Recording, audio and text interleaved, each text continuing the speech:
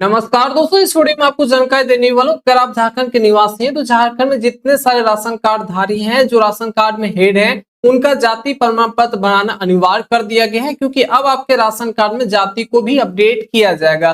तो कुछ इसी प्रकार से जो भी आपका डीलर होंगे, जहां से भी आपको चावल गेहूं मिलता है, वहां से आपको बोला गया होगा कि जो भी आपके राशन कार्ड में हेड है, उनका जाति प्रमाण पत्र आप जल्दी से जल्दी बना करके आप मेरे पास जमा करें, ताकि आपके राशन कार्ड में जाति को अपडेट कर सकूं। तो आज की वीडियो में आपको कंप्लीट डिटेल में मैं आपको बताऊंगा किस प्रकार से जाति प्रमाण पत्र बनाया जाता है। जाति प्रमाण पत्र बनाने का जो कंप्लीट प्रोसेस है, वो मैं आपको इस वीडियो में स्टेप बाय स्टेप करके मैं आपको बताऊंगा। इस वीडियो को देख करके आप खुद से अपना जाति प्रमाण पत्र बना सकते हैं। जाति प्रमाण पत्र बन जाने के बाद उसे डाउनलोड करके आप अपने डीलर को भी दे सकते हैं, ताकि आपका राशन कार्ड में जाति को अपडेट कर सके। यदि अनिवार्य है, आपको करना ही होगा। तो चलिए किस प्रकार से झारखंड में कास्ट सर्टिफिकेट बनाया जाता है, इसका कंप्लीट प्रोसेस इस वीडियो में आपको बताने वाला हूं। और साथ ही साथ कुछ एक इंपॉर्टेंट जानकारी भी मैं आपको दूंगा। जैसे कोई शादीशुदा महिला है, उनका जाति प्रमाण पत्र कहां से बनेगा, मायके से बनेगा, ससुराल से बनेगा, क्या क्या डॉक्यूमेंट देना होता है, फॉर्म किस प्रकार से आपको भरना होता है, ए टू जेड जानकारी मैं आपको दूंगा। कितना दिन में आपका बन जाता है, उस सब कुछ मैं इस वीडियो में क्लियर करने वाला हूं। तो चलिए वीडियो शुरू करते हैं। इसके लिए कोई भी एक ब्राउजर आप ओपन कीजिएगा, देन आपको सर्च बार पर क्लिक करना है। यहाँ पर आपको टाइप करना है झार सेवा।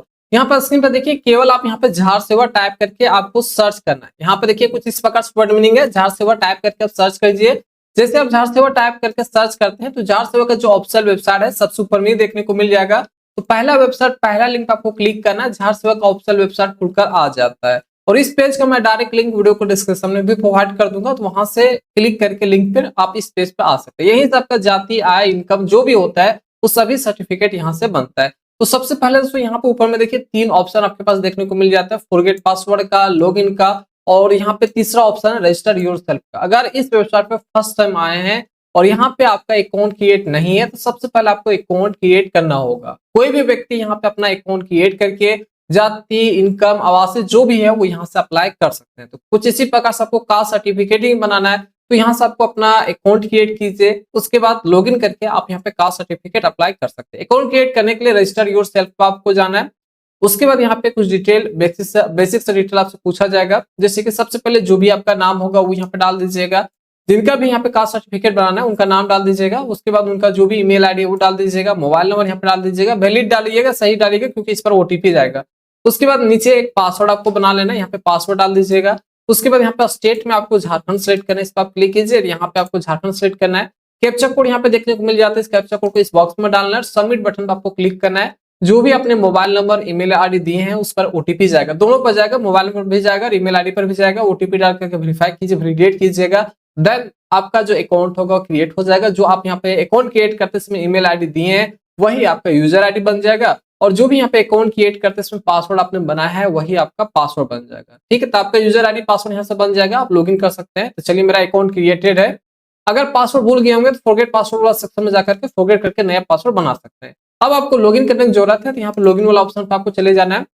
अब यहाँ पे जो भी आपने अकाउंट क्रिएट किया था, और अकाउंट क्रिएट करते समय जो भी आपने ईमेल आईडी दी है वही आपका लॉगिन आईडी बना हुआ है, वो यहाँ पे आपको डाल देना है।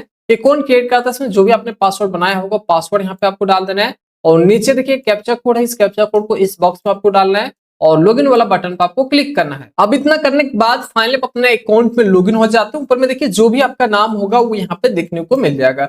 सबसे पहले मैं आपको क्लियर कर देता हूँ, कोई भी झार सेवा का सीएससी का ऑफिशियल आईडी नहीं है। बेसिकली ये सिटीजन आईडी, कोई भी व्यक्ति अपना सिटीजन आईडी क्रिएट करके अपना जाति, इनकम, आय जो भी होता है वो अपना सर्टिफिकेट बना सकता है। तो यहाँ पे देखिए मैंने प्रोफाइल में गया तो यहाँ पे देखिए सिटीजन यहाँ पे लिखा हुआ नजर आता होगा। ठीक है, मेरे पास बेसिकली सीएससी का भी है, झार सेवा का ऑफिशियल आईडी भी है, तो मैं उससे अप्लाई नहीं कर रहा हूँ, मैं नॉर्मल अप्लाई कर रहा हूँ। कोई भी व्यक्ति यहाँ से अप्लाई कर सकता है। ठीक है, बिना सीएससी सेंटर गए हुए आप अपना जाति, आवासीय, इनकम जो भी है वो आप अपना बना सकते हैं। तो यहाँ पे देखिए सिटीजन लिखा हुआ नजर आता होगा। अगर आपका झार सेवा का ऑफिशियल आईडी होता है तो यहाँ पे झार सेवा का लिखा हुआ नजर आता होगा, ऑफिशियल आईडी यहाँ पे लिखा हुआ आता है। ठीक है, तो यहाँ पे देखिए आपको अप्लाई करना है, तो अप्लाई फॉर सर्विस पे आपको जाना है। और यहाँ पे आपके पास एक ऑप्शन मिल जाता है व्यू ऑल अवेलेबल सर्विस, तो इस ऑप्शन पे आपको जाना है। अप्लाई फॉर सर्विस पे जाने के बाद व्यू ऑल अवेलेबल सर्विस पे आपको जाना है। अब जितना सारे यहाँ पे सर्टिफिकेट बनाया जाता है सभी सर्टिफिकेट की यहाँ पे लिस्ट मिल जाता है। यहाँ पे देखिए करीबन 40 से 42 होता है, देखिए 43 यहाँ पे सर्टिफिकेट यहाँ से बनाया जाता है। तो फिलहाल तो आपको यहाँ पे आपको कास्ट सर्टिफिकेट बनाना है, तो उसके लिए तो यहाँ पे आपको सर्च करना है। देखिए सर्च का जो ऑप्शन है इस पर आपको क्लिक करना है, यहाँ पे आपको टाइप करना है CAST, कास्ट आप टाइप कीजिए। अब आपको डिपेंड पड़ता है आपके ऊपर, आप किस कास्ट से बिलोंग करते हैं। अगर आप एससी से हैं तो यहाँ पे एससी टाइप कीजिएगा। देखिए एससी मैंने टाइप किया, तो ऐसे जैसे मैंने टाइप किया तो यहाँ पे देखिए लिखा हुआ आ जाता है कास्ट सर्टिफिकेट ऑफ, यहाँ पे एसटी का आ रहा है, नीचे आपको आना है। नीचे जब आएगा तो यहाँ पे देखिए आपके पास 7 नंबर में मिल चुका है caste certificate for schedule caste, ठीक है, एससी का है। तो यहाँ पे आपको caste certificate for schedule caste पे आपको क्लिक करना है अगर आप एससी से हैं तो, ठीक है। वही अगर आप एसटी से हैं तो यहाँ पे आपको टाइप करना है एसटी, ठीक है। एसटी जैसे टाइप कीजिएगा तो यहाँ पे आपके पास लिखा हुआ आ जाएगा caste certificate of schedule tribe, तो इस ऑप्शन पे क्लिक करके आपको फॉर्म भरना है। वही अगर आप ओबीसी से हैं तो यहाँ पे आपको टाइप करना है EBC1, यहाँ पे EBC आप टाइप कीजिएगा, ठीक है। EBC आपको टाइप करना है, यहाँ पे देखिए EBC आपको टाइप करना है, ठीक है। जैसे आप EBC टाइप कीजिएगा तो यहीं पे देखिए आपके पास एक ऑप्शन मिल जाएगा caste certificate for EBC1 BC2, ये ओबीसी के लिए है। तो इस ऑप्शन पर आपको क्लिक करना। बाकी जो फॉर्म भरने का चाहे एससी का हो, एसटी का हो या फिर ओबीसी का है, बिल्कुल सेम है। सेम तरीका से आपको फॉर्म भराएगा, सेम तरीका से आपको डॉक्यूमेंट अपलोड करना है, सेम तरीका से आपको डॉक्यूमेंट भी लगाना है। बस यहाँ पे ऑप्शन आपको अलग अलग सेलेक्ट करना है। तो आप जिस भी कास्ट से होंगे अपने हिसाब से यहाँ पे ऑप्शन को सिलेक्ट कीजिएगा। तो चलिए यहाँ पे मैं EBC1 BC2 जो ओबीसी वाला है उसी को मैं यहाँ पे सिलेक्ट करता हूँ, ठीक है। अब यहाँ पे देखिए जैसे सिलेक्ट कीजिएगा तो कुछ इस प्रकार से फॉर्म खुलकर आएगा। इस फॉर्म को भरने से पहले मैं आपको डॉक्यूमेंट बता देता हूँ, आपको डॉक्यूमेंट क्या क्या लगाना है। अगर कोई महिला है उनका शादी हो चुका है तो उनका जो कास्ट सर्टिफिकेट है वो कहाँ से बनेगा, ठीक है। तो चलिए सबसे पहले एक बार डॉक्यूमेंट देख लेते हैं। तो सबसे पहले डॉक्यूमेंट देख लीजिए, स्क्रीन पर मैंने ओपन कर लिया और इस डॉक्यूमेंट जो फॉर्म है उसको मैंने ऑलरेडी भर कर रखा हूँ। तो यहाँ पे पर्सनल डिटेल है जिसकी वजह से मैं हाइड करके रखूंगा, ठीक है। तो यहाँ पे देखिए सबसे पहले यहाँ पे कास्ट सर्टिफिकेट बनाने के लिए एक फॉर्म आता है। यहाँ पे देखिए अत्यंत पिछड़ा वर्ग है, अनुसूचित 1 अनुसूचित 2 पात्र प्रमाण पत्र यहाँ पर नजर आता है। इस फॉर्म को आपको भरना होगा। ये फॉर्म का मैं डायरेक्ट डाउनलोड लिंक वीडियो को डिस्क्रिप्शन में प्रोवाइड कर दूंगा, चाहे आप एसटी से या तो ओबीसी से, इसी फॉर्म से आपका बन जाएगा, ठीक है। लिंक आपको वीडियो डिस्क्रिप्शन में मिल जाएगा। 3 पेज का ये फॉर्म आता है। ये तीनों पेज का जो फॉर्म है उसको आपको भरना है और इस फॉर्म में यहाँ पे वंशावली बनाने की जरूरत पड़ेगा, तो वंशावली यहाँ पे बना लीजिएगा। और यहाँ पे आपको मुखिया, वार्ड सदस्य या फिर सरपंच जो होते हैं उनसे आपको सिग्नेचर करवाना है और यहाँ पे मुहर मरवाना है, ठीक है। तो ये आपका फॉर्म हो गया पहला। उसके बाद जिस भी व्यक्ति का यहाँ पे कास्ट सर्टिफिकेट बन रहा है उनका यहाँ पे आधार कार्ड लगेगा। उसके बाद जमीन का रसीद और खतियोन यहाँ पे लगेगा। 4 डॉक्यूमेंट लगेगा। पहला तो आपका फॉर्म आ गया, दूसरा आधार कार्ड लग गया, तीसरा यहाँ पे जमीन का रसीद और खतियोन लग गया, ठीक है। अगर कोई व्यक्ति है जिनका आप कास्ट सर्टिफिकेट बना रहे हैं उनका उम्र 18 साल से कम होगा तो फिर इस कंडीशन में जो माता पिता होते हैं उनका भी आधार कार्ड यहाँ पे लगेगा, ठीक है। ये जनरल हुआ। मानकर चलिए अगर कोई महिला है उनका जब शादी हो गया तो ससुराल चले गए हैं, उनका कास्ट सर्टिफिकेट कहाँ से बनेगा? तो बेसिकली जो उनका कास्ट सर्टिफिकेट है वो मायके से ही बनेगा, क्योंकि जो लड़की है उनका जो जाति होता है वो उनके गार्जियन जो माता पिता होते हैं वही से साबित होता है कि ये कास्ट का है। शादी होने के बाद किसी भी कास्ट में चले जाए, ठीक है। मान के चलिए पहले एससी थी, अब वो शादी करके ओबीसी के साथ चले गई है, तो उनका जाति यहाँ पे ओबीसी अभी तक नहीं हुआ है। वो डिपेंड करता है उनके माता पिता पे, वो भी अभी भी ऐसी ही है, ऐसी का ही उनका बनेगा, ठीक है। तो ये फॉर्म तो जो शादीशुदा महिला है उनका मायके से बनाना है, उनका भी डॉक्यूमेंट सेम लगेगा। सबसे पहले तो उनका आधार कार्ड लगेगा, ये फॉर्म लगेगा। मायके का जो जमीन का रसीद है, जो खतियों है वो लगेगा, और मायके का जो वंशावली है वो लगेगा। और यहाँ पे ध्यान दीजिएगा, यहाँ पे अस्थाई पता एक ऑप्शन नजर आता होगा। अस्थाई पता में आपको मायके का जो एड्रेस है, पहले वाला जो एड्रेस है वो डालना है। अभी आधार कार्ड पे कुछ भी होगा उससे कोई भी फर्क नहीं पड़ता है। पहले वाला जो अस्थाई एड्रेस में आपको जो पहले वाला मायके का माता पिता वाला जो एड्रेस वो डालना है, और वर्तमान एड्रेस में जहां पे अभी शादी होके गई है, जहां पे अभी रह रही है ससुराल वाला, वो यहाँ पे वर्तमान पता में आपको डालना है। बस इतना ही आपको ध्यान रखना है, ठीक है। तो फॉर्म मैंने आपको दिखा दिया, डॉक्यूमेंट दिखा दिया, भरना काफी सिंपल है। यहाँ पे बेसिकली नाम, एड्रेस, मोबाइल नंबर, आधार नंबर और सिग्नेचर करना होता है, वंशावली बनाना होता है और सिग्नेचर करवाना होगा। मुखिया, सरपंच या वार्ड से किसी एक से बनाना होता है। डॉक्यूमेंट लगा करके इसको स्कैन कीजिएगा और 500 KB से कम इसका साइज रखना है। आगे आपको अपलोड करना होगा, आगे मैं आपको दिखा दूंगा। फॉर्म वीडियो को डिस्क्रिप्शन में मिल जाएगा। चलिए अब फॉर्म भरने का तरीका समझ लेते हैं। फॉर्म बिल्कुल सही है और सभी लोगों के लिए सेम है, चाहे आप एससी से हो, एसटी से हो या तो फिर ओबीसी से हो, ठीक है। सभी लोगों के लिए फॉर्म है, कुछ इसी प्रकार से आपका सेम प्रोसेस से फ्लो होगा। तो सबसे पहले एप्लीकेशन टैब पे आना है। यहाँ पे नॉर्मल वाला जो ऑप्शन है इसको आपको सिलेक्ट करना है।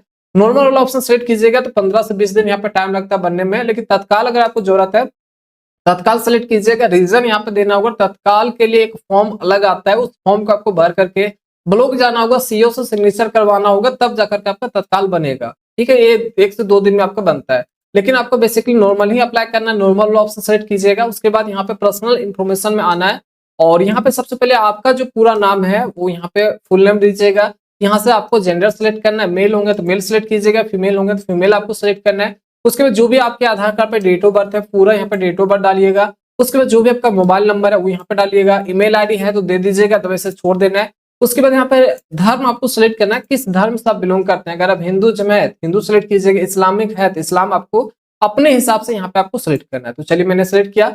उसके बाद कैटेगरी पे आना है, BC1 BC2 है तो जिस भी कास्ट से आप बिलोंग करते हो वो सिलेक्ट कीजिएगा। हालांकि आप SC ST से हो तो डायरेक्टली यहाँ पे SC ST आ जाएगा, तो अपने हिसाब से सिलेक्ट कर लीजिएगा। उसके बाद यहाँ पे कास्ट जाति पर आना है और यहाँ पे आपको अपना जाति खोजना है। तो जिस भी कास्ट से आप बिलोंग करते हैं यहाँ पे पूरा देखिए BC1 आपको देख लेना। BC1 में अगर नहीं मिलता है तो आप BC2 में होंगे तो इसको आप सिलेक्ट करके BC2 में आप देख लीजिएगा और जो भी आपका जाति होगा उसको आपको सिलेक्ट करना है। बताने के लिए यहाँ पे मैंने कोई सा भी एक जाति सिलेक्ट किया। उसके बाद नीचे आना है। नीचे जब आएगा तो यहाँ पे देखिए यहाँ पे संबंधी की जानकारी यहाँ पे आता होगा। तो संबंधी की जानकारी अब यहाँ पे माता पिता की जानकारी भरेगा, ठीक है।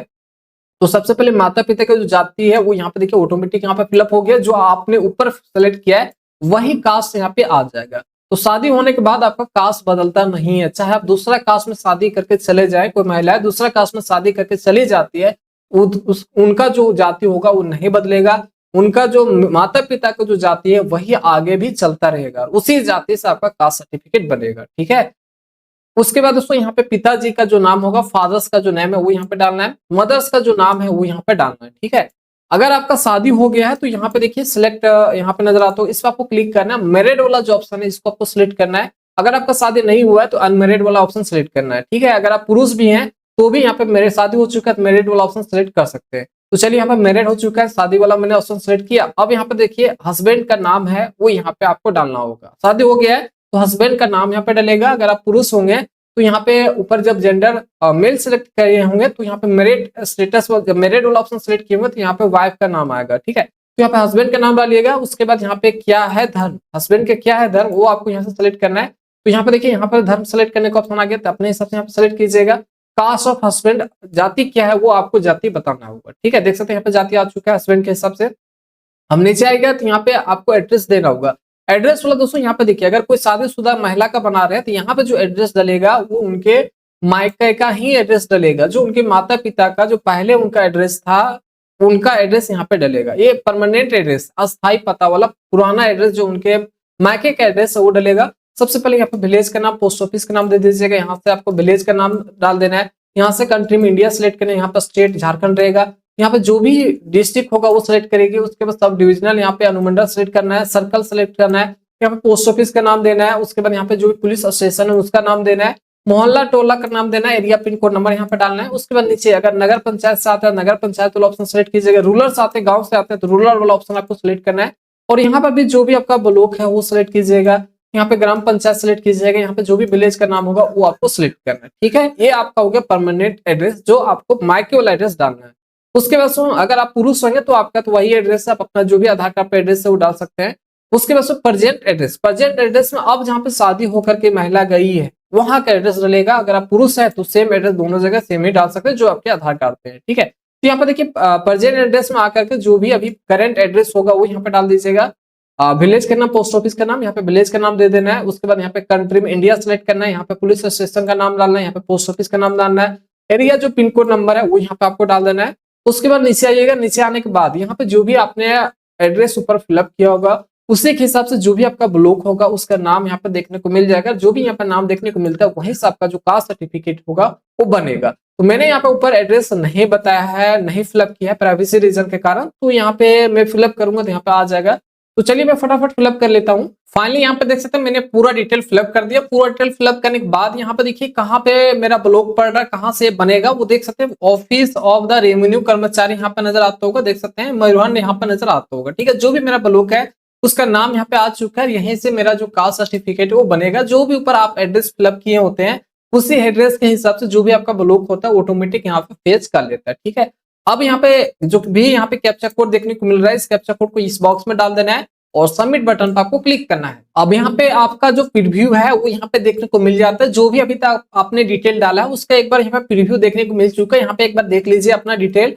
सब कुछ सही है, नीचे आना है। यहाँ पे देखिए अटैच एनेक्सर का जो ऑप्शन मिलता है, इस ऑप्शन पर आपको क्लिक करना है। अब यहाँ पे आपको डॉक्यूमेंट अपलोड करना होगा। तो सबसे पहले यहाँ पे डॉक्यूमेंट सेलेक्ट कर लीजिए, सेलेक्ट पे आपको आना है। यहाँ पे आपको अदर सपोर्टिंग डॉक्यूमेंट सेलेक्ट करना है, फिर से सेलेक्ट पे आना है।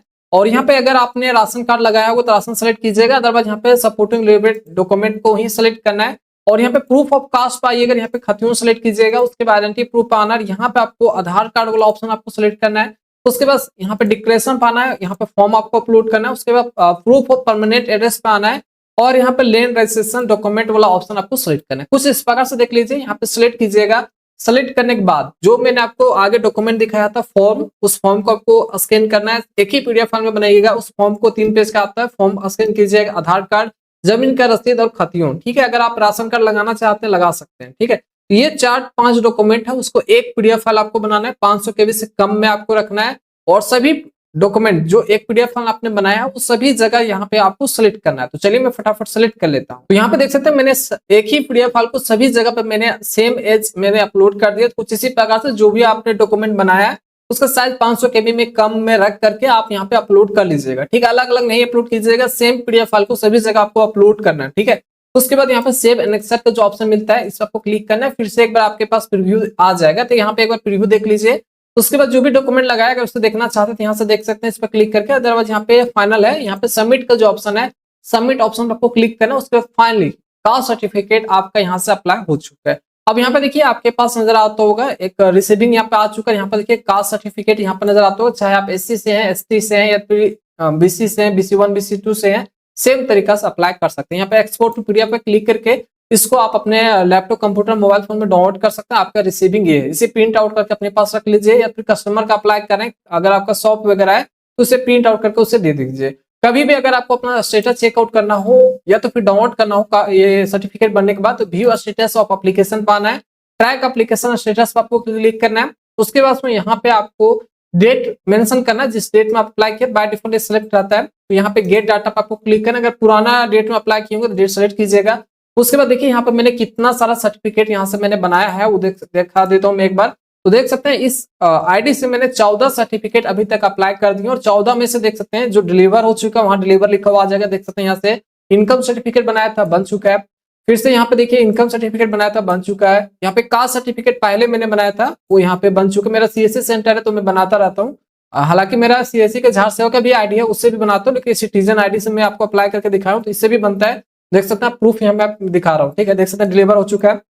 एक कास्ट सर्टिफिकेट अभी अंडर प्रोसेस में, दूसरा local registration certificate under process है। यहाँ पे देखिए लोकल रजिस्ट्रेशन जो स्थानीय प्रमाण पत्र बन चुका है, यहाँ पे भी बन चुका है। अभी देख सकते हैं यहाँ पे सेंट्रल ओबीसी मैंने अप्लाई किया हूँ, इनिशिएट है, अभी तक ये बना नहीं है। उसके बाद यहाँ पे देखिए कास्ट सर्टिफिकेट बन चुका है और यहाँ पे देखिए इनकम सर्टिफिकेट कल ही मैंने अप्लाई किया था, वो देखिए अभी इनिशिएट हो चुका है। उसके बाद यहाँ पे देखिए लोकल रजिस्ट्रेशन सर्टिफिकेट है, वो भी यहाँ पे डिलीवर हो चुका है, ठीक है। देख सकते हैं मैंने काफी सारा सर्टिफिकेट यहाँ से मैंने बनाया है जो बन चुका है, कुछ पेंडिंग में है और कुछ अभी अंडर प्रोसेस में, ठीक है। अभी जो मैंने अप्लाई किया है वो डेट के हिसाब से यहाँ पे देखिए यहाँ पे नजर आता होगा 29/7/2026। अभी जो मैंने अप्लाई किया है कास्ट सर्टिफिकेट वो अभी इनिशिएट नजर आता होगा। ये अभी इनिशिएट है, मतलब अभी पोर्टल पे सबमिट हुआ है। उसके बाद ये आपका ब्लॉक जाएगा, ब्लॉक के द्वारा सीआई द्वारा जो होता है वो यहाँ पे अप्रूव किया जाता है। 3-4 लोग जो होते हैं, कर्मचारी होते हैं, वो आपका अप्रूव करेंगे। उसके बाद फाइनली आपका सीओ अप्रूव करेगा। सीओ अप्रूव करने के बाद जो आपका कास्ट सर्टिफिकेट है वो आपका बन जाएगा। बन जाने के बाद यहाँ पे देखिए कुछ किस प्रकार से दिखेगा वो मैं आपको एक बार दिखा देता हूँ। जो सर्टिफिकेट पहले बना हुआ देख सकते हैं, कास्ट सर्टिफिकेट ये बन चुका है।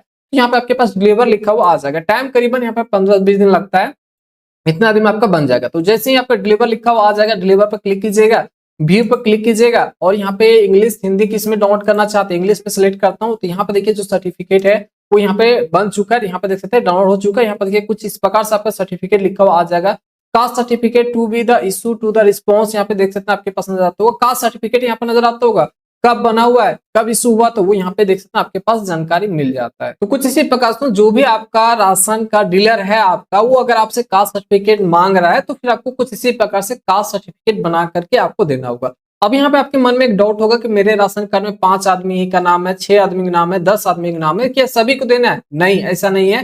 केवल एक व्यक्ति को कास्ट सर्टिफिकेट बना करके देना है जो आपके राशन कार्ड में हेड है, चाहे आपकी माँ हेड हो, दादी हेड हो या फिर पापा हेड हो, जो भी आपके राशन कार्ड में हेड हो, चाहे आप खुद ही हेड हो, तो फिर आपको उनका ही केवल यहाँ पे कास्ट सर्टिफिकेट बना करके देना, सभी लोगों को बना करके नहीं देना है।